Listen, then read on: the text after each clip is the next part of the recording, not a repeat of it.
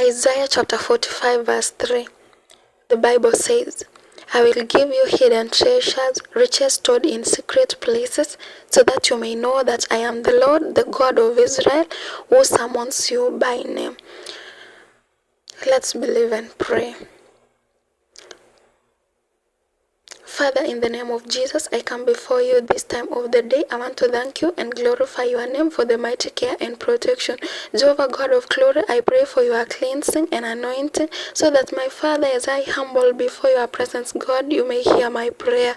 Jehovah God, thank you because you created heaven and earth and everything in them.